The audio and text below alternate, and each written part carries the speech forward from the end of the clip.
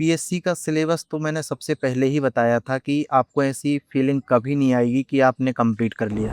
Gautam sir, PSC में आने के लिए सबसे महत्वपूर्ण होता है कि आपके अंदर धैर्य होना चाहिए। तो इतने वर्षों के जर्नी में मैंने अनुभव किया कि एमपीपीएससी एक कछुए के समान की जाने वाली यात्रा है हुँ, कि अगर आप खरगोश के भांति 2 पल के लिए मोटिवेट रहोगे, काम करोगे, हुँ, तो इससे आप पीएससी में कभी चयनित नहीं होगे। हुँ, तो टाइम को अपनी पढ़ाई का माध्यम ना बनाकर टारगेट को अपनी पढ़ाई का माध्यम बनाना चाहिए। परिस्थिति के अनुसार आपको निर्णय लेना पड़ेगा, हुँ, क्योंकि उस समय मुझे जो नोट्स बेहतर रहे, हुँ। मैं उनके साथ गया और वर्तमान में आज जो नोट्स बेहतर हैं, आपको उनका चयन करना पड़ेगा। तो यदि इसी प्रकार मेंस की बात की जाए, क्योंकि प्रीलिम्स निकालना चलो ठीक है, फैक्चुअल मैंने कई लोगों को देखा वनडे एग्ज़ाम वाले भी निकाल देते हैं। लेकिन जो मेंस है, उसमें क्या लिखित परीक्षा होती है, वो पहली बार में आपने तैयारी शुरू की 20 में और 20 में प्री निकला और आपने सीधा मेंस भी निकाल दिया। इंटरव्यू तक भी पहुँचे।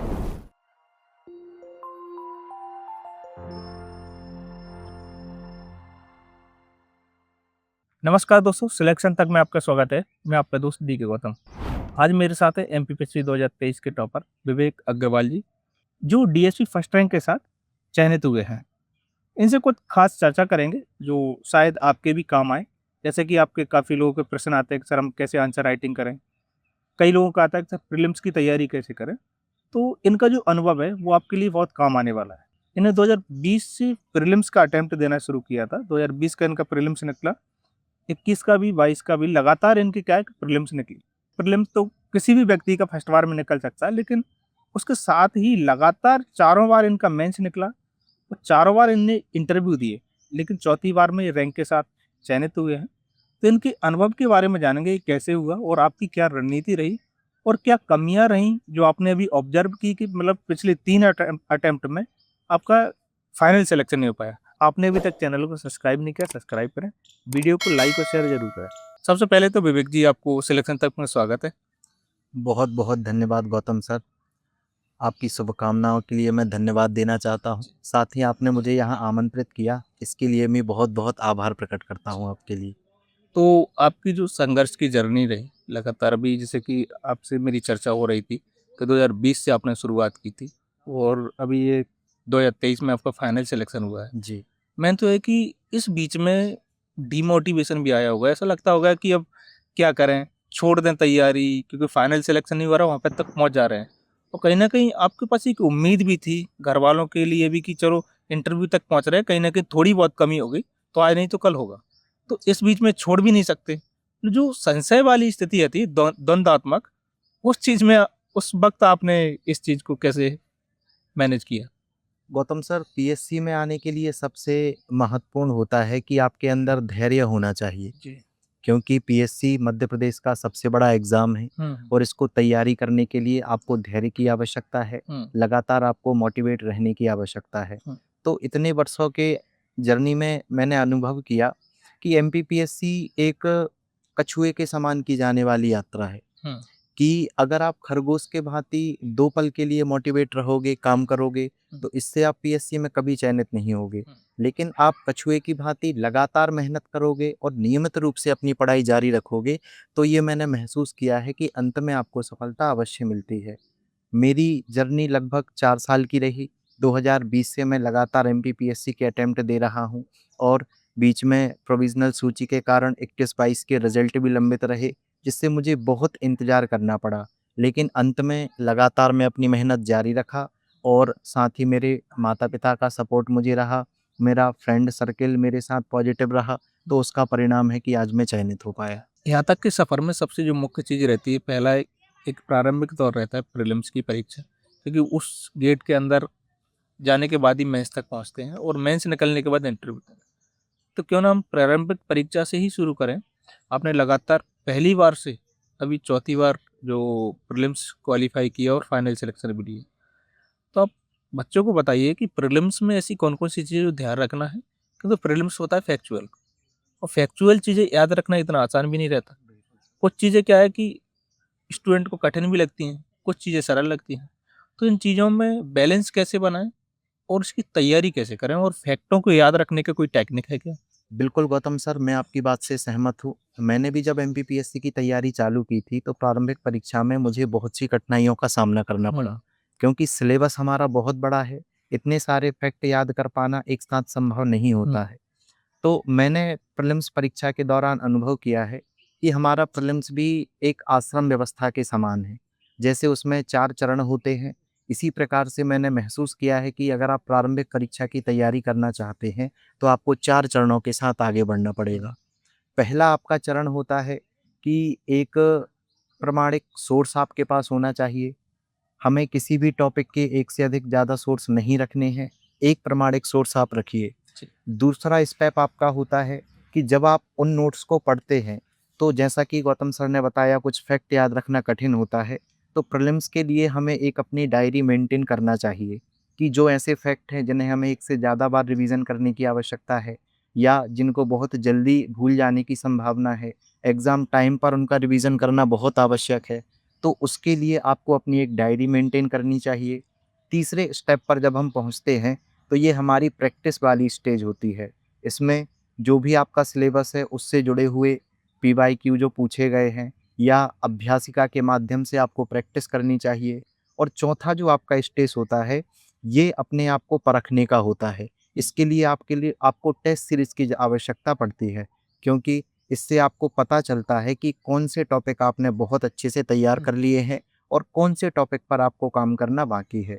तो जो बच्चा इन 4 स्टेप से होकर गुज़रता है, जब वो प्रीलिम्स की तैयारी चालू करता है, तो मैं मानता हूँ कि इसके बाद आपका प्रीलिम्स कभी नहीं रुकेगा। तो जैसा कि हम जानते हैं आश्रम व्यवस्था में भी हमें मोक्ष के लिए 4 स्टेज से गुज़रना होता है, तो एमपीपीएससी अगर प्री आपको निकालना है, तो ये 4 स्टेप बहुत आवश्यक है। तो यदि इसी प्रकार मेंस की बात की जाए, क्योंकि प्रीलिम्स निकालना चलो ठीक है, फैक्चुअल मैंने कई लोगों को देखा वनडे एग्जाम वाले भी निकाल देते हैं, लेकिन जो मेंस है उसमें क्या लिखित परीक्षा होती है, वो पहली बार में आपने तैयारी शुरू की 20 में, और 20 में प्री निकला और आपने सीधा मेंस भी निकाल दिया, इंटरव्यू तक भी पहुंचे। तो पहली बार के मेंस का अनुभव क्या था, और क्या ऐसी स्ट्रेटजी या रणनीति रही है आपकी? मेंस को कंप्लीट करना एक बहुत बड़ा टास्क है, क्योंकि एमपीपीएससी का बहुत बड़ा सिलेबस है। तो इसके लिए मैं सबसे पहली मेरी सलाह यही रहेगी कि हमें पहले अपने आप को तैयार करना चाहिए, क्योंकि अगर आप अटेम्प्ट देना चाहते हैं, तो आपकी पहली कोशिश हो कि आप अपने मुख्य परीक्षा के सिलेबस को तैयार करें। तो मेरा यही क्रम रहा, पहले मैंने अपनी पढ़ाई चालू की, चीज़ों को समझा, कुछ मैंने यूट्यूब ऑनलाइन प्लेटफ़ॉर्म का यहाँ पर सहारा लिया। चीज़ों को समझने के बाद मैंने अपने स्वयं के नोट्स बनाने तैयार किए और नोट्स बनाने के लिए मैंने अपने आप को टारगेट दिए कि पेपर 1 पार्ट ए इतिहास वाला पार्ट मुझे 1 से डेढ़ महीने में ख़त्म करना है। तो इसी प्रकार से जब मैंने पूरा कैलकुलेशन किया, तो 9 से 10 महीने का आपका मेंस का टारगेट होना चाहिए कि इतने में आप अपने नोट्स बहुत अच्छे से तैयार कर पाओ। इसके साथ आपको कोशिश करनी चाहिए कि प्रतिदिन 40 से 45 मिनट का एक सेशन आपको आंसर राइटिंग के लिए रखना चाहिए। जिस टॉपिक को आप तैयार करते हो, जिसके आपके नोट्स कंप्लीट हो चुके हों, तो उसी से संबंधित प्रश्न जो पुराने वर्षों में पूछे गए हैं, तो उनकी आपको लिखने की प्रैक्टिस करनी चाहिए। क्योंकि हमसे गलतियाँ होती हैं कि हम लगातार पढ़ाई पर फ़ोकस रहते हैं, नोट्स बनाने पर फ़ोकस रहते हैं और आंसर राइटिंग की अ, ज म आवश्यकता हमें मेंस मुख्य परीक्षा के दौरान पड़ती है। तो उस समय थोड़ा-सा प्रेशर हमारे पास ज़्यादा होता है। तो कोशिश करनी है प्रत्येक बच्चे को कि 40 से 45 मिनट पर डे की आंसर राइटिंग उसको करना चाहिए। तो कहीं न कहीं वो हैंड राइटिंग है, वो भी एक प्रैक्टिस में आ जाती है। जी, बिल्कुल। ठीक है, लेकिन ये सब चीज़ें तो ठीक है, लेकिन जब जो हम नोट्स की बात जो आपने की, तो पहली बार में हम कैसे सैटिस्फाई हों कि मेरे नोट्स सही बन रहे हैं? और पहली बार में हम कौन-कौन सी चीज़ें जो नोट्स में डालें? क्योंकि आप तो फाइनल तक पहुँच गए, आपने हो सकता है कि इस बीच में 2-3 बार अपने नोट्स फिर से बनाए हों, जी। तो आपने उसमें क्या सुधार किए और शुरुआत में आपके कैसे नोट्स थे? और आपको क्या लगता है कि बच्चों को जो सलाह देना चाहेंगे कि पहली बार में भी नोट्स बन सकते हैं, जो शुरुआत की कमियाँ जो आपने गलतियाँ की, वो और बच्चे ना करें? गौतम जी, नोट्स बनाने का क्रम कभी ख़त्म नहीं होता है। एक अभ्यर्थी की जर्नी अगर 5 साल चलती है, तो नोट्स बनाने का क्रम उसका 5 साल तक ही जारी रहता है। क्योंकि एग्ज़ाम का पैटर्न बदलता रहता है, कुछ डेटा या फैक्ट चेंज होते रहते हैं, तो ये तो आपका लगातार काम है, आपके अंतिम चयन तक चलेगा। तो नोट्स बनाने के लिए मुख्य रूप से 2 रणनीति मैं बच्चों के साथ डिस्कस करना चाहता हूँ, जो मैंने अपने आप पर अप्लाई की है। पहली रणनीति होती है 1/4 की रणनीति। हुँ। इसमें जब भी किसी टॉपिक को हम पढ़ते हैं, आपके पास नोट्स हैं या कोई आप रेफ़रेंस बुक आपके पास है, हुँ। तो उस बुक में कोई चैप्टर दिया हुआ है, तो उसको 1/4 शब्दों में समराइज़ करके आपको अपने पास उस नोट्स को रखना पड़ेगा। ये इसलिए मैं बता रहा हूँ क्योंकि कई बच्चे कन्फ्यूज़ होते हैं कि किसी टॉपिक से हम कितना मटेरियल रखें, क्या हम रख लें, क्या हम छोड़ दें। हुँ। तो मेरा उनको सुझाव रहेगा कि वर्तमान एग्ज़ाम पैटर्न के अनुसार सभी टॉपिक महत्वपूर्ण हैं। किसी टॉपिक को हम छोड़ नहीं सकते। तो आपको प्रत्येक टॉपिक से जुड़े हुए लगभग 1/4 शब्दों में समराइज़ नोट्स आपको बनाने हैं। हुँ। एक ये पहला तरीका है और दूसरा तरीका होता है मध्यम मार्ग वाला। इसमें 2 प्रकार से नोट्स बनाए जाते हैं। एक आपके सिनॉप्सिस होते हैं और एक आपके डिटेल नोट्स होते हैं। तो इन दोनों में मुझे समस्या ये दिखाई देती है कि जब आप सिनॉप्सिस बनाते हैं, मुख्य रूप से की पॉइंट के साथ आप उन नोट्स को तैयार करते हैं, तो तुरंत के लिए वो सफिशिएंट होते हैं। लेकिन आने वाले 6 या 8 महीने के बाद अगर आप उनको पढ़ते हो, तो उसमें आपको बहुत कमी महसूस होती है। आपको उस कमी को पूरा करने के लिए अपने और दूसरे नोट्स को खोलकर पढ़ना पड़ता है। तो कहीं न कहीं इससे समय ज़्यादा लगता है। और दूसरा जो डिटेल नोट्स वाला है, तो उससे हम रिवीज़न नहीं कर सकते एग्ज़ाम टाइम पर। तो इसके लिए मैं मध्यम मार्ग अपनाने की सलाह देता हूँ कि अपने ऐसे नोट्स बनाइए कि जो अपने आप में ही सफिशिएंट रहें। ठीक है। जिसमें आप की पॉइंट शामिल करिए और उन की पॉइंट से जुड़े हुए 1-2 वाक्य भी अपने नोट्स में शामिल करिए। हुँ। ताकि जब अगर 6 महीने बाद भी आप उन नोट्स को पढ़ते हैं, तो आपको अपने नोट्स के अलावा कहीं और सोर्स को पढ़ने की आवश्यकता ना रहे। तो ये 2 मुख्य रूप से मेरे सुझाव रहेंगे। ठीक है। आपने जैसे कि अपने नोट्स बनाए, जब हम आंसर राइटिंग करते हैं, तो आंसर राइटिंग में वैल्यू एडिशन कैसे करें कंटेंट में?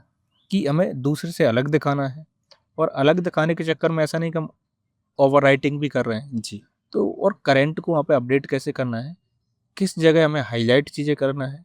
इन सब चीज़ों को आपने किस टाइप से किया था? इसके लिए प्रत्येक पेपर के लिए अलग रणनीति होनी चाहिए।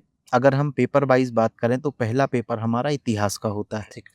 तो इतिहास में वैल्यू एडिशन करने के लिए जो मेरा तरीका रहता था, ठीक है। मैंने लगभग सभी टॉपिक से संबंधित इतिहासकारों के कुछ कथन तैयार किए हुए हैं। हुँ। कि जैसे हड़प्पा सभ्यता के नगर नियोजन का प्रश्न पूछा जाता है, हुँ। तो मुझे इतिहासकार जॉन मार्शल का एक कथन याद है, तो प्रस्तावना या निष्कर्ष में मैं उसका उपयोग कर सकता हूँ। इसी प्रकार सभी टॉपिक से जुड़े हुए कुछ कथन मैंने तैयार किए हैं, तो इतिहास से आंसर में हम थोड़ा-सा वैल्यू एडिशन कर सकते हैं। क्योंकि इतिहास एक ऐसा विषय है, इसे हम कल या आज पढ़ेंगे, इसमें कोई परिवर्तन नहीं होता। हाँ। तो इसके लिए मैं इतिहासकारों के कथन के माध्यम से अपने आंसर को बेहतर बनाता हूँ। अब जैसे इतिहास की आपने जो बात की, लेकिन इतिहास में एक कन्फ्यूजन रहता है। क्या? एक पुछल्ला जो बोलते हैं प्रश्न पूछने का तरीका। कभी-कभी क्या है कि प्रश्न पूछ आ गया कि संक्षिप्त में समझाइए, टिप्पणी कीजिए, विवेचना कीजिए। तो इन सब चीज़ों में क्या है कि स्टूडेंट जो पूछ रहा है, वो प्रश्न ही नहीं समझ पाता और वो पेपर करके आ जाता है। वो कहते हैं मेरे पेपर बहुत अच्छा गए, लेकिन मेंस क्वालीफाई नहीं होता। जब बैठते हैं, अरे यार! इसमें पूछा ये था और हम करके कुछ आए। तो इस चीज़ को कैसे समझें? और आप भी क्या इस इन चीज़ों में कन्फ्यूज़ हुए? जैसे कि यदि पूछ लिया कि महारानी अवंतीबाई पे टिप्पणी लिखिए या विस्तार से समझाइए, इस टाइप से यदि 2-3 प्रकार से प्रश्न है। जी। अब यहाँ पे कन्फ्यूज़ हो जाता है बच्चा कि महारानी अवंतीबाई के बारे में तो उन्हें पढ़ा है। अब वो क्या टिप्पणी में क्या लिखना है और विस्तार से समझाने में क्या लिखना है? जी, गौतम सर, प्रारंभिक समय में मैं भी इसमें कन्फ्यूज़ हुआ। इसमें 2 चीज़ें होती हैं, यदि आपसे टिप्पणी पूछी जा रही है, तो आपको रानी अवंतीबाई के सभी आयामों को कवर करते हुए अपने आंसर को देना पड़ेगा। क्योंकि प्रश्न में कोई इस प्रकार से विशेष सेगमेंट नहीं पूछा गया है कि आप उसी पर चर्चा करें। टिप्पणी आपसे पूछ ली गई है, तो आप रानी अवंतीबाई के बारे में लिखने के लिए स्वतंत्र हैं। आप उनके लगभग प्रारंभिक जीवन काल से लेकर उनका जो संघर्ष रहा और अंत तक आप उनकी जानकारी दे सकते हैं। और विस्तृत जानकारी के प्रश्न जब आपसे पूछे जाते हैं, ये हमसे 10 नंबर 11 मार्कर के क्वेश्चन में पूछे जाते हैं, तो फिर हमें सब हेडिंग के माध्यम से लगभग सारे उनके बारे में पॉइंट बताने पड़ते हैं कि प्रारंभिक जीवन उनका क्या रहा, कहाँ की महारानी रहीं, कौन से उनके युद्ध संघर्ष रहे, अंतिम परिणाम क्या रहा। तो इस प्रकार की सब हेडिंग के साथ हम बढ़ते हैं। और मेरा यहाँ पर ये सुझाव है कि कोई भी प्रश्न आपसे पूछा जाता है तो लगभग 80% आपका फॉर्मेट वही रहेगा, क्योंकि रानी अवंतीबाई के बारे में ही हम लिखेंगे। बस प्रश्न की डिमांड के अनुसार अंतिम जो हमारा निष्कर्ष होता है या अंतिम जो हम मूल्यांकन करते हैं, उसमें थोड़ा-सा परिवर्तन आता है। अब इसको बताने के लिए हमें थोड़े से कुछ प्रश्नों की आवश्यकता पड़ेगी, तो इसके लिए सर हम एक अलग से वीडियो करेंगे जिसमें उदाहरण के माध्यम से हम आंसर के द्वारा बच्चों को और बेहतर तरीके से बताएँगे। जैसा कि हिस्ट्री में मैंने बताया था, कुछ कथन के माध्यम से आंसर को हम बेहतर बना सकते हैं, क्योंकि उनके माध्यम से आंसर में प्रामाणिकता आती है। भूगोल की बात करते हैं तो मैं चित्र बनाने पर विशेष रूप से ध्यान देता हूँ। अपने नोट्स बनाने के दौरान और प्रैक्टिस के दौरान ही मैं कोशिश करता हूँ कि मैं अगर ये प्रश्न आएगा तो किस प्रकार से चित्र के माध्यम से बता सकता हूँ। इसके बाद जब हम पॉलिटी की बात करते हैं तो उसमें कुछ आर्टिकल्स को शामिल करना या किसी विशेषज्ञ के द्वारा कोई परिभाषाएँ दी जा रही हैं, यही आपका समाजशास्त्र में रहता है। आपको विशेषज्ञों के द्वारा परिभाषाएँ लिखनी हैं, साथ में आपको एग्ज़ाम्पल हमारी सोसाइटी के ज़रूर शामिल करने हैं। इसी प्रकार से एथिक्स में और उद्यमिता में हम उस विषय के विशेषज्ञों के माध्यम से जो परिभाषाएँ दी जाती हैं और उदाहरण के माध्यम से हम अपने आंसर को बेहतर बनाते हैं। इकोनॉमी में डेटा की बहुत ज़्यादा भूमिका होती है। अगर हम चाहें तो प्रत्येक प्रश्न को करंट अफ़ेयर्स से जोड़कर उसको बेहतर बना सकते हैं। और साइंस का जो होता है कि आपको कॉन्सेप्ट सही बताना पड़ेगा, जो आपसे पूछा गया है, अगर उसी के अनुसार आप अपने आंसर को बताते हो, तो वो बहुत बढ़िया रहेगा। हिंदी के लिए किस टाइप से करना चाहिए? हिंदी की तैयारी एक नियमित होनी चाहिए कि दिन का 40 मिनट का सेशन आपको हिंदी के लिए रखना है। जो 3 मार्कर, 2 मार्कर में आपसे परिभाषाएँ पूछी जाती हैं, उसको आप बहुत बेहतर तरीके से तैयार करिए उदाहरण के साथ और उनको बहुत रिवीज़न करिए, लिखने की प्रैक्टिस करिए। जब आप फाइनल आंसर लिखते हैं, तो कोई आपकी मात्रात्मक त्रुटि ना हो, आप कोई अशुद्धि ना लिखें हिंदी में, इसकी कोशिश करें। और बाकी हिंदी का जो पार्ट है, तो उसको डेली 40 मिनट के टारगेट में डिवाइड करना है कि आप डेली 20 विलोम शब्द याद करते हैं, 20 पर्यायवाची याद करते हैं, 20 पारिभाषिक शब्द याद करते हैं। तो इस प्रकार से इसका लगातार रिवीजन होते रहना चाहिए। निबंध वगैरह के लिए आप कैसे बेहतर कर सकते हैं स्टूडेंट? जी सर, निबंध भी बहुत अच्छा विषय है, अगर आप इसको तैयार करते हैं तो ज़्यादा से ज़्यादा स्कोर आप इसमें कर सकते हैं।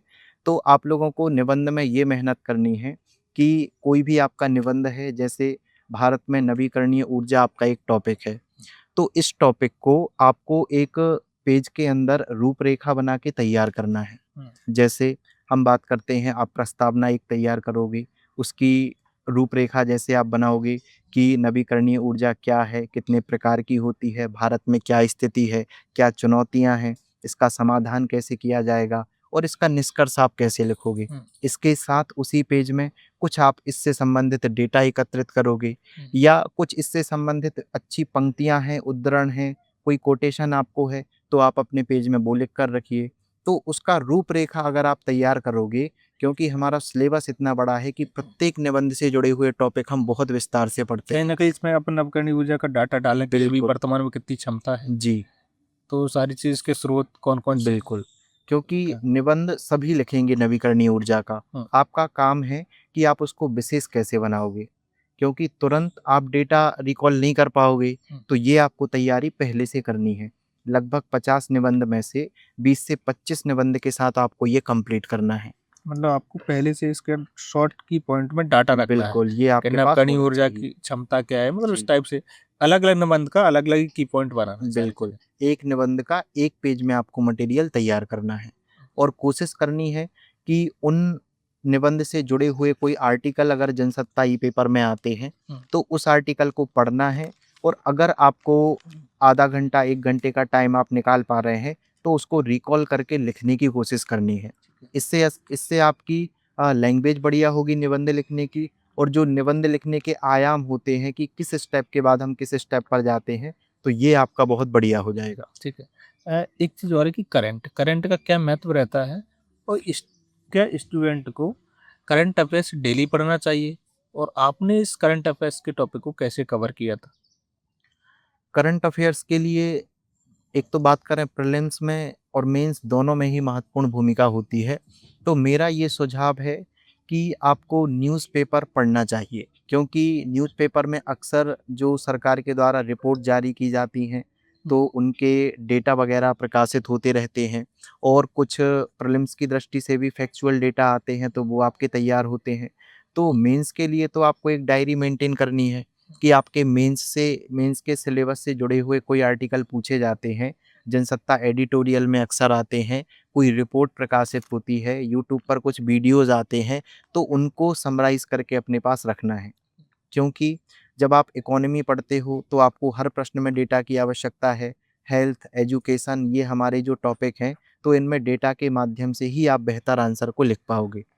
और प्रीलिम्स के लिए अगर हम बात करते हैं तो डेली आपको न्यूज़पेपर पढ़ना है और जब आपका प्रीलिम्स का एग्ज़ाम आता है, तो कोई ऑथेंटिक करंट अफेयर्स की बुक जो मार्केट में आती है, जैसे मैंने एग्ज़ामपीडिया पढ़ी हुई है, बहुत अच्छी किताब है, तो उसको आप लेकर एग्ज़ाम टाइम पर तैयार कर सकते हैं। तो एक चीज़ और है कि जैसे कि वर्तमान में जितने ज़्यादा संसाधन और सुविधाएँ हो रही है, लेकिन उतने ज़्यादा चुनौतियाँ और कन्फ्यूजन भी है।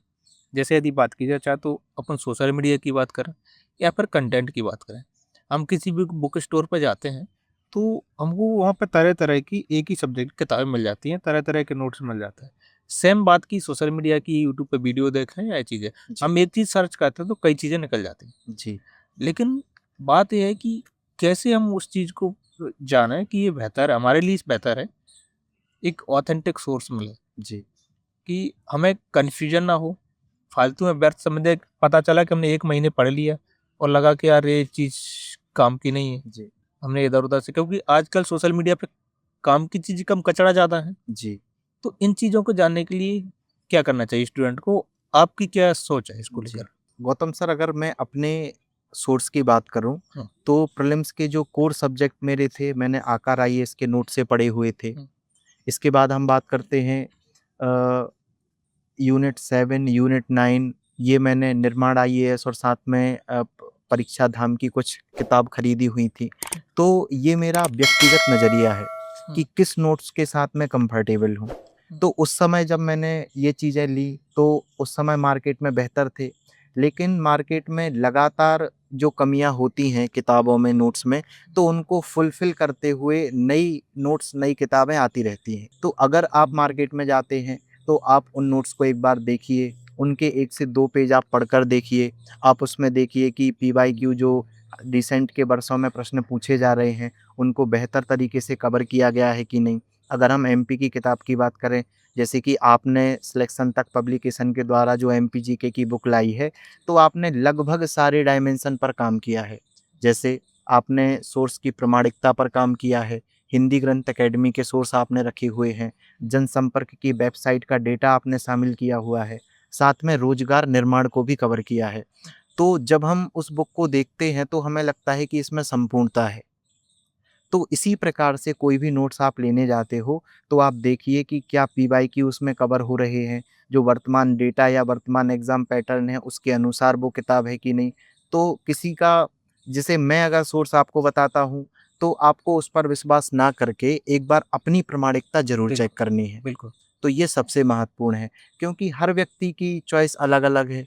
मुझे किसी और संस्थान की लैंग्वेज पसंद आती है तो मैंने उसको प्रेफ़र किया, हो सकता है आपको किसी और संस्थान की लैंग्वेज और पसंद एक आए। व्यक्तिगत क्षमताओं के अनुसार भी कि बिल्कुल, मुझे कम पढ़ना है, बाकी की चीज़ें मेरी कंप्लीट है। जी, दूसरा ये भी रहता है कि फिर वर्तमान एग्ज़ाम पैटर्न में कितना बदलाव हुआ है। जी, उस समय तक वो बुक हमारी डिमांड को फुलफ़िल कर पा रही है या नहीं कर पा रही है। जी, क्योंकि 1 साल पहले की यदि एग्ज़ाम की बात करें तो वहाँ पे प्रश्न पूछने का स्तर अलग था।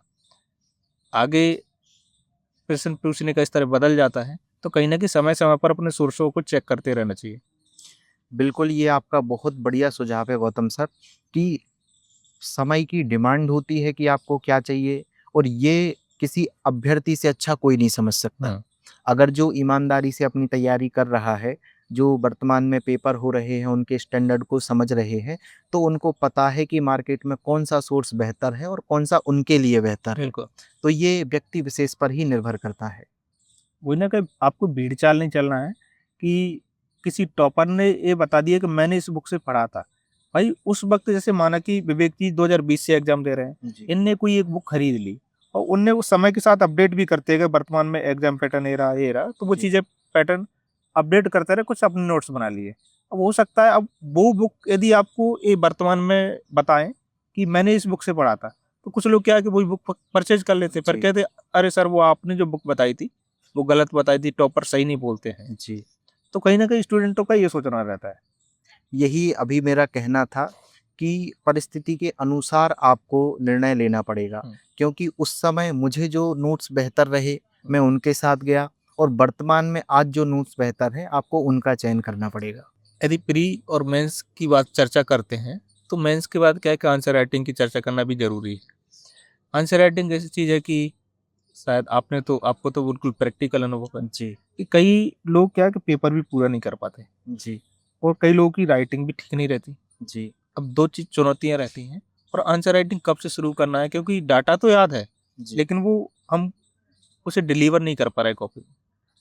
ये सब चुनौतियाँ भी आती हैं। आपके साथ आपका क्या अनुभव रहा, और आंसर राइटिंग स्टूडेंट को कब से शुरू कर देना चाहिए? आंसर राइटिंग बहुत महत्वपूर्ण है। अगर आप मुख्य परीक्षा पास करना चाहते हैं तो आंसर राइटिंग बहुत महत्वपूर्ण है। और मेरा ऐसा मानना है कि जब आप अपने नोट्स प्रिपेयर करना स्टार्ट करते हैं तभी से आपको आंसर राइटिंग करना चाहिए। जैसे आप इतिहास का आज एक छोटा सा पार्ट कंप्लीट कर रहे हैं, तो उस पार्ट से संबंधित जितने भी प्रश्न बन सकते हैं उनको आप एक बार लिखकर ज़रूर देखिए, क्योंकि अगर आप अंत का इंतज़ार करोगे तो सिलेबस इतना बड़ा है कि फिर सभी प्रश्न हो सकते हैं आप लिखकर ना देख पाओ। तो नोट्स मेकिंग के साथ ही आपको अपनी आंसर राइटिंग चालू करनी पड़ेगी, और आंसर राइटिंग में कुछ बातों का आपको ध्यान रखना पड़ेगा। जैसे कि पहले आपको अपनी स्पीड पर काम करना पड़ेगा, कि जब आप धीरे-धीरे पेपर कंप्लीट करना सीख जाओगे, फिर उसके बाद आपको फॉर्मेटिंग पर ध्यान देना पड़ेगा कि किस प्रकार से किस प्रश्न की फॉर्मेटिंग की जा सकती है। क्योंकि जो फॉर्मेट होते हैं वो पहले से डिसाइड नहीं होते हैं, प्रश्न की प्रकृति पर निर्भर करते हैं कि किस फॉर्मेट के साथ हम अपने आंसर को लिखेंगे। और जब हम 10 प्रश्न लिखते हैं तो हमारी कोशिश रहनी चाहिए कि हम 3 से 4 फॉर्मेट का उसमें इस्तेमाल करें, ताकि हमारी कॉपी थोड़ी-सी सुंदर दिखे और उसमें फॉर्मेटिंग की विविधता हम ला सकें। तो ये काम किया जा सकता है। और सबसे बड़ी बात है कि स्वयं का मूल्यांकन स्वयं करना है। जब आप कोई आंसर लिखते हो तो उस आंसर को बाद में बैठकर आपको सोचना है कि मैं इस आंसर में और क्या बेहतर कर सकता था। तो इससे जब आप डेली जुड़ोगे तो आपकी आंसर राइटिंग बहुत बढ़िया हो जाएगी। तो ये सभी अभ्यर्थियों को ज़रूर करना है। आंसर राइटिंग आपने शुरू की होगी तो कुछ चीज़ें आपको सुनने को मिलेगी। जी। पैराग्राफ फॉर्मेट, एक पॉइंट फॉर्मेट, एक फ्लो चार्ट और डायग्राम। जी। जैसे कि शुरुआत करते तो स्टूडेंट को जब नई नई रहती है वो तो आपको पॉइंट फॉर्म में लिखना है, जी। पैरा में लिखना है, फ्लो चार्ट का यूज करना है, डायग्राम का। तो हो सकता है आपको लगा हो कि मैं कहाँ पर फ्लो चार्ट का यूज करूँ, जी। पैराग्राफ में किसको लिखूँ, पॉइंट में किसको लिखूँ। ये आज भी कन्फ्यूजन रहता है स्टूडेंट को, और कभी कभी वीडियो देखकर पता है वो क्या करते हैं कि फॉर्मेट में फ्लो चार्ट डालने का किसी ने बोल दिया कि आपको कॉपी को अट्रैक्टिव बनाने की फ्लो चार्ट का यूज करें। अब जी। पता चला कि सभी में फ्लो चार्ट बनाती है, यहाँ पे जरूरत नहीं वहाँ पे ही बनाती है। जी। तो इन चीज़ों को कैसे देखें? अगर मैं अपने प्रेफ़रेंस की बात करूँ, जैसे 7 मार्कर में मुझे 10 प्रश्न लिखने हैं, हुँ। तो मेरी पहली प्रेफ़रेंस होती है कि मैं सब हेडिंग के साथ अपने आंसर को बनाऊँ। लगभग 6 से 7 सब हेडिंग अगर मैं उसमें बना पा रहा हूँ, तो मैं मानता हूँ कि ये बहुत बढ़िया आंसर है। दूसरी प्रेफ़रेंस मैं देता हूँ कि अपने आंसर को पॉइंट में लिखूँ, और मेरी कोशिश रहती है कि 7 से 8 पॉइंट में बना पाऊँ। तीसरी प्रेफ़रेंस मेरी होती है कि मैं फ्लो चार्ट के साथ अपने आंसर को बनाऊँ। हुँ। और अंत में जब किसी आंसर में मैं कमज़ोर होता हूँ या मुझे लगता है कि ये बहुत बेहतर तरीके से मैं नहीं लिख सकता, तो फिर उस आंसर को मैं पैराग्राफ में बनाता हूँ। क्योंकि पैराग्राफ में टाइम कम लगता है, तो उससे आंसर जल्दी भी कंप्लीट हो जाता है और हमें उसकी ज़्यादा जानकारी भी नहीं होती है। तो ये 4 प्रेफ़रेंस मैं रखता हूँ, और मेरी कोशिश रहती है कि जिस प्रश्न की जो डिमांड हो, जैसे अगर आपसे विशेषताएँ पूछी जा रही हैं, तो मैं कोशिश करता हूँ सब हेडिंग के साथ उसको बना दूँ। यदि मुझसे गुण और दोष पूछे जा रहे हैं, तो मैं पॉइंट में उसको बनाना चाहता हूँ। या कोई ऐसा प्रश्न होता है जिसको बहुत छोटे-छोटे पॉइंट के माध्यम से हम बता सकते हैं, तो फिर उसमें मैं फ्लो चार्ट बनाने का प्रयास करता हूँ। जब इनने नोट्स की बात की तो मैंने इनके नोट्स देखे थे। इनका टेलीग्राम ग्रुप ग्रुप का नाम है युवाम। युवाम जी। युवान इंस्टीट्यूट। युवान इंस्टीट्यूट के नाम से है। तो वहाँ पे इनके कुछ वीडियोस वगैरह भी डले होंगे हो जी। सकता है। लेकिन इनके नोट्स थे ना, मार्केट में सबसे ज़्यादा चर्चा का विषय रहा। कई लोगों ने मेरे से बोला भी, जो इन्होंने मेंस दिया, कि मतलब वो विवेक भैया के नोट्स थे ना, इतने काम आए मेंस में, मतलब 70% एज इट इज उसी से पेपर आया, मतलब शॉर्ट नोट से। जी। और जो चीज मैं बोल रहा हूँ ना, आप क्या है कि सीधा वेरीफाई करो, क्या सीधा नोट्स डले भी होंगे। मार्केट में उस वक्त बहुत फोटोकॉपी चली, मतलब जेरोक्स वाली दुकान पे यूवान वगैरह, जी। तो वो चीजें हैं। तो आपकी वो शॉर्ट नोट्स की जो पीडीएफ है, डेमो फाइल, हम दोनों ग्रुपों में डाल देंगे। सिलेक्शन तक पे भी, यूवान इंस्टीट्यूट पे भी आप सर्च करके वहाँ पे भी जा सकते हैं, जी। तो इनका देख सकते हैं, इनका पैटर्न क्या रहा, इनकी फॉर्मेटिंग क्या रही। अब बात की जाए कि ये सब चीज़ें हुई, लेकिन समय को लेकर भी दिक्कत आती है। जी। जब हम पेपर लिखने बैठते हैं तो समय पर पूरा ना होना, कभी कभी क्या है कि समय के साथ वो क्या है, वो चीज़ें मैनेज नहीं हो पाती हैं, एकदम प्रेशर फील करता है स्टूडेंट। जो हमने पढ़ा है, याद तो है, लेकिन क्या है, हम छाप नहीं पाते। जी। तो कितने समय में पेपर पूरा हो जाना चाहिए, और समय के साथ पेपर पूरा करने के लिए क्या महत्वपूर्ण है? तो ये गौतम सर, इसका एक ही मेरा आंसर रहेगा कि आपको प्रैक्टिस करनी पड़ेगी। प्रैक्टिस कैसे होती है? जब अगर आपको टाइमिंग में दिक्कत आती है, अगर आप समय से पेपर पूरा नहीं कर पाते हो, तो आपका प्रयास रहना चाहिए कि हमारा पेपर 3 भाग में पूछा जाता है, 2 मार्कर, 7 मार्कर और 10 मार्कर। तो तीनों का टाइम अलग-अलग डिसाइड होना चाहिए। प्रारंभिक 15 मिनट हमारे 2 मार्कर के लिए रहेंगे, उसके बाद साढ़े 3 मिनट प्रति आंसर के लिए 35 मिनट हमारे 7 मार्कर के लिए रहेंगे, और लगभग 8 से 9 मिनट का टाइम हमें 10 मार्कर के लिए देना है। तो जब आप अपने टाइम को 3 भाग में डिवाइड करोगे, उसके अनुसार आप आंसर राइटिंग करोगे, तो जब आप पेपर हल करोगे, तो आपको पता रहेगा कि मैं टाइम से थोड़ा-सा लेट चल रहा हूँ। जैसे 2 मार्कर के लिए आपने 20 मिनट ले लिए, तो फिर आपकी कोशिश रहनी चाहिए कि 7 मार्कर में वो 5 मिनट आपको कवर करने हैं। तो थोड़ी-सी रफ्तार आपको बढ़ानी पड़ेगी। तो इसी प्रकार से टाइम मैनेजमेंट किया जाता है। जो आंसर आपसे बहुत अच्छा बन रहा है, तो आप उसको 30 सेकंड ज़्यादा दे दीजिए, क्योंकि उसमें आप ज़्यादा स्कोर कर सकते हो। और जो आंसर आपको बहुत कम बन रहा है या बिल्कुल नहीं बन रहा है, तो आप कोशिश करिए कि उस पर आप टाइम ना दें। क्योंकि अगर आप उस पे 3 से साढ़े 3 मिनट दे के भी आओगे, तो उसमें मार्किंग नहीं होगी, क्योंकि आप गलत लिख कर आ रहे हो। तो ये टाइम आपको वहाँ देना है जहाँ आप अच्छा कर सकते हो। तो इस प्रकार से आपको टाइम मैनेजमेंट करना पड़ेगा। और डेली 45 मिनट अगर आप आंसर राइटिंग घर पर करते हो, टाइमर लगाकर, तो आपकी आंसर राइटिंग लगभग 2 से ढाई महीने में एक्यूरेट हो जाएगी। टाइमिंग के साथ एक और चुनौती स्टूडेंट के पास, जो शुरुआत में आपके पास भी रही होगी, जी। पेपर पूरा करने का दबाव समय जी। के साथ।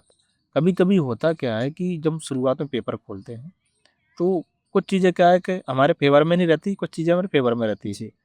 अब पेपर ABCD में इस टाइप से आया माना जी। कि, तो शुरुआत में जो प्रश्न रहे, हमसे पता चला कि यार वो हमारे फेवर में नहीं है, हुँ। तो हम कभी डिमोटिवेट भी हो जाते हैं। तो इन सब चीज़ों की चुनौती, इन सब चुनौतियों से आपने कैसे निपटा है? गौतम सर, बहुत बड़ा वहम है कि पेपर पूरा करना ही करना है, क्योंकि हम देखते हैं कि 2019 तक आपसे अथवा वाले प्रश्न पूछे जाते थे, चाहे 7 मार्कर हो, चाहे 10 मार्कर हो। तो अथवा वाले प्रश्नों के साथ हमें ये सहूलियत होती थी कि लगभग सारे प्रश्न हमसे बन जाते थे। लेकिन 2020 से जब पैटर्न बदला है, तो 7 मार्कर, 5 मार्कर में अथवा खत्म हो गए थे। तो 10 क्वेश्चन में से हो सकता है 1 से 2 आपसे ना बने, और सभी बच्चों के साथ ये होता है, क्योंकि सिलेबस बहुत बड़ा है। तो ये वहम अब हमें अपने मन से निकालना होगा कि हमें पेपर पूरा करना ही करना है, क्योंकि जो प्रश्न आपसे नहीं बन रहे हैं, तो उन पर टाइम वेस्ट करना सही नहीं है, और जो प्रश्न आपसे बन रहे हैं, वहाँ आपको ज़्यादा से ज़्यादा टाइम देना है। और लगातार हम देख रहे हैं 2020, 21, 22, हमने इतिहास के पेपर देखे, भूगोल के पेपर देखे, इकोनॉमी के पेपर देखे, कि कुछ प्रश्न बिल्कुल नए पूछे गए हैं, जो हमने ना नोट्स में पढ़े हैं और ना जिनके बारे में हमें जानकारी थी। तो उनको छोड़ना बेहतर होता है, उनके बजाय वो समय आप वहाँ दें जहाँ आप और बेहतर कर सकते हैं। तो आज के एग्ज़ाम पैटर्न में कुछ प्रश्नों को हम छोड़ सकते हैं। 2025 का मेंस देने वाले हैं, जी। उनके लिए आपका क्या सुझाव रहेगा? 2025 का जिनका मेंस है, मेरा अनुमान है कि जनवरी में आपका मेंस हो सकता है। तो अब जो 1.5 महीने का टाइम बचा हुआ है, तो पूरा टाइम आपको रिवीजन पर देना होगा, और आपको कोशिश करनी है कि 3 घंटे के पेपर अगर आप लिख पा रहे हो, तो ये बहुत बढ़िया है। और एक चीज़ और मैं आपको बताना चाहता हूँ कि अगर आप अपने टाइम का सदुपयोग करना चाहते हो तो थोड़ी-सी आपको मानसिकता बदलनी पड़ेगी। जैसे हमारा टारगेट होता है कि हमें 4 घंटे पढ़ाई करनी है, लेकिन अब इस प्रकार के टारगेट आपको ना रखकर आपको ऐसे टारगेट बनाने होंगे कि मुझे यूनिट 1 खत्म करना है। चाहे वो यूनिट साढ़े 3 घंटे में ख़त्म हो या वो साढ़े 4 घंटे में ख़त्म हो। तो टाइम को अपनी पढ़ाई का माध्यम ना बनाकर टारगेट को अपनी पढ़ाई का माध्यम बनाना चाहिए। क्योंकि मेरी जो पढ़ाई करने का तरीका है, तो मैं ऐसा मानता हूँ कि जब मैं एक सिटिंग करूँगा, तो उसमें एक यूनिट में पढ़ के ही उठूँगा। चाहे वो यूनिट मेरी 1.5 घंटे में ख़त्म हो जाए या चाहे मुझे उसको 4 घंटे का टाइम देना पड़े।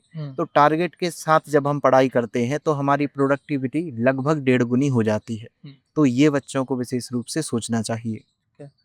दूसरी बात है ना कि जैसे आपने वो सारी चीज तैयारी की कंप्लीट, आज तक की बात की जाए, अब सिलेक्शन के बाद, सिलेक्शन से पहले तक मुझे लगता है कि हो सकता है आपको भी अपने आप पे कभी कभी डाउट आता हो, जी, लेकिन पहली बार में अपने इंटरव्यू तक पहुंचे, जो मैं बार बार जिक्र कर रहा हूँ, जी, आपको कभी लगा कि कितने समय में पीएससी का सिलेबस कंप्लीट किया जा सकता है? जी। बिल्कुल अपन सेटिस्फाई कभी हुए आप कि मेरे आप कंप्लीट है, ऐसा कभी फील हुआ? देखिए, पीएससी का सिलेबस तो मैंने सबसे पहले ही बताया था कि आपको ऐसी फीलिंग कभी नहीं आएगी कि आपने कंप्लीट कर लिया। क्योंकि हम जितना पढ़ते जाते हैं, कुछ नए-नए टॉपिक हमारे सामने आते जाते हैं। तो हमें कोशिश करनी चाहिए कि एग्ज़ाम के पहले तक हमने जितना पोर्शन तैयार करके रखा है, उसी का हमें रिवीज़न करना है और उसी की हमें प्रैक्टिस करनी है। हाँ, और अगर मैं एक टाइम की बात करूँ, तो लगभग 12-11 महीने आपको अपने मेंस को तैयार करने के लिए देने पड़ेंगे। हाँ, इतने में आप बहुत अच्छे से तैयार कर सकते हो और 3 से 4 महीने आपको प्रीलिम्स में देने हैं। तो ऐसा हम कह सकते हैं कि आप अगर बहुत बेहतर तरीके से अटेम्प्ट देना चाहते हो, तो लगभग 15 महीने की मेहनत आपकी होनी चाहिए। इतना टाइम पीएससी में लगता है। दूसरी बात, यदि आप पिछले जो रिजल्ट देखेंगे, फुल में से पूरे नंबर नहीं लाना है आपको, मुझे लगता है कि यदि आप 50% भी लाते हैं तो आप टॉपर लिस्ट में नाम होता है। जी सर। 45% पर लगभग आज आपका मेंस क्लियर हो जाता है और आपके अगर 52 से 55% मार्क्स आ जाते हैं, तो आप लगभग टॉपर बनने की कैटेगरी में आ जाते हो। तो हमें 50% मार्क्स लाने के लिए मेहनत करनी है। तो अगर कुछ चीज़ें हमसे मिस भी हो जाती हैं एग्ज़ाम के पहले, तो जिन चीज़ों पर हमने कमांड बना के रखी है, उनको बेहतर तरीके से प्रदर्शन करके आपको आना है। बिल्कुल। और जैसे कि अभी सोशल मीडिया का दौर है, सोशल मीडिया के दौर में आप जैसे माना कि आप सिलेक्शन तक पे एक इंटरव्यू सुन रहे हैं, इसी प्रकार से देखो कई जगह आपको इंटरव्यू देखने को मिलेंगे। लेकिन क्या है कि सभी सिलेक्टेड या सभी टॉपर की एक स्ट्रेटजी, रणनीति अलग-अलग होती है। जी सर। कैसे? कभी-कभी क्या है कि वो सोचते हैं कि मेरा पक्ष कौन-सा मजबूत है और मुझे किस चीज़ को छोड़ना है, किस चीज़ को पकड़ना है। पीवाईक्यू और सिलेबस को ध्यान में रखते हुए कि मतलब इतना टारगेट तो करना ही है। जी, सबकी एक अलग रणनीति, अलग स्ट्रेटजी होती है। मुझे लगता है कि टॉपर से मतलब उनकी रणनीति और स्ट्रेटजी से आपको कुछ सहूलियत मिलती है, वो सारी चीज़ें आप अपनी उसमें जी, स्ट्रेटजी में मेंशन करें और खुद की एक नई रणनीति बनाएँ कि हाँ, मुझे कंफर्टेबल किसमें है। अब जैसे कि आप 4 लोगों की वीडियो देख रहे हैं तो आप कन्फ्यूज़, बिल्कुल सर। तो वो कन्फ्यूजन वाले उसमें नहीं जाना है कि उस टॉपर ने ये बोला था, इस टॉपर ने ये बोला था, लेकिन उनसे हम क्या सीख पा रहे हैं।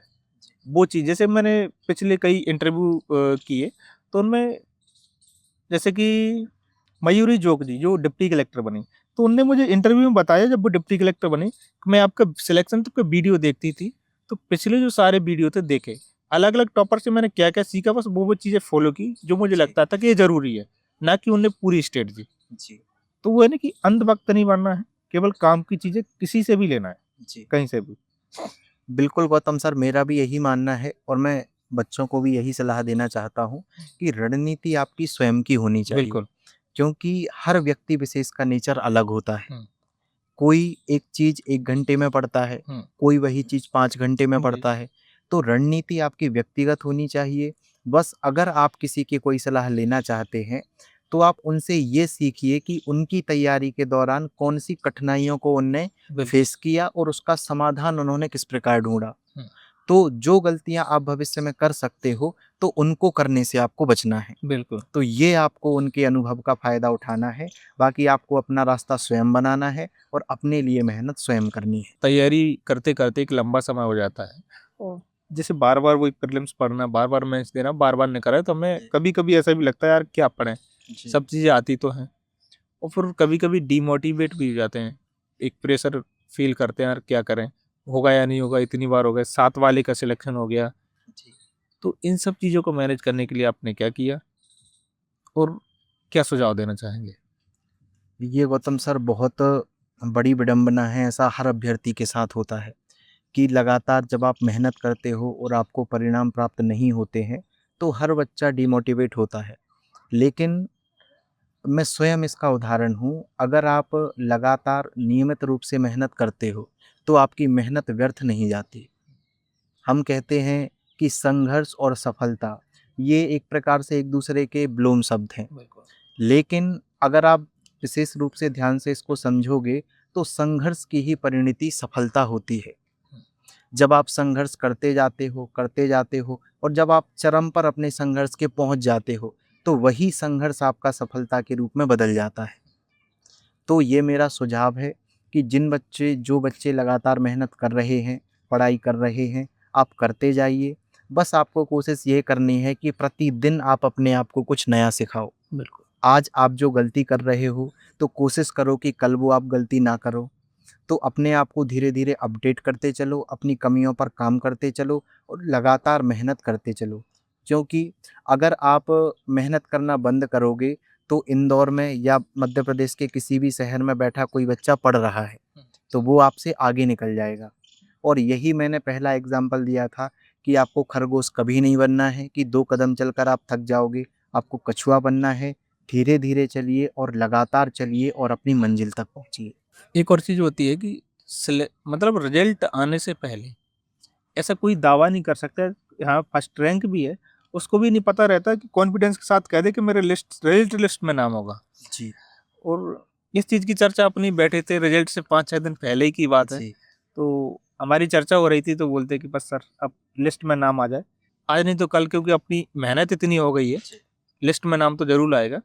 क्योंकि कभी-कभी व्यक्ति एकदम शिखर पर पहुँचकर एकदम हताश होकर वापस आ जाता है। जी, एक हो सकता है कि बस वही सीढ़ी मात्र बची हो। जी, इसी प्रकार पर उसके बाद कुछ दिन बाद रिजल्ट भी आ गया। बिल्कुल। तो सोचिए कि रैंक के साथ डीएसपी फर्स्ट रैंक के साथ नाम आया, लेकिन जब हमारी चर्चा हो रही थी, बस यही चर्चा थी कि बस लिस्ट में नाम होना चाहिए। अब इतने परेशान हो चुके हैं। जी, गौतम सर, इसका हम देख रहे हैं कि 2020 से लगातार मैं इंटरव्यू दे रहा हूँ। हुँ। तो हालाँकि कॉपियाँ मैंने अभी तक अपनी नहीं देखी थी, हुँ। ना ही कोई मार्किंग नंबर का मुझे थोड़ा-सा नॉलेज था। हुँ। तो उसको लेके थोड़ा-सा हमें अपने मन में संशय बना रहता है, क्या हमारे द्वारा ही कोई गलतियाँ तो नहीं हम कर रहे हैं? हुँ। या साक्षात्कार में हमें कितने नंबर मिलेंगे, इसका कोई हमें अनुमान नहीं होता है। तो धीरे-धीरे जब हम आगे बढ़ते हैं, तो हमें ऐसा लगता है कि हम चयनित हो जाएँ। लेकिन जब आप मेहनत करते हो, तो भगवान उस मेहनत को देखता है हुँ। और जब आपको वो परिणाम देता है, तो फिर ये आपके सामने प्रत्यक्ष है। मेरी माताजी अक्सर मुझसे कहती थी कि मैं उनसे बोलता था कि मेरा चयन नहीं हो रहा है, जबकि मैं बहुत मेहनत कर रहा हूँ। तो मेरी माँ मुझसे बोलती थी कि भगवान को अभी ऐसा लगता है कि आप उस पद के योग्य नहीं हुए हो।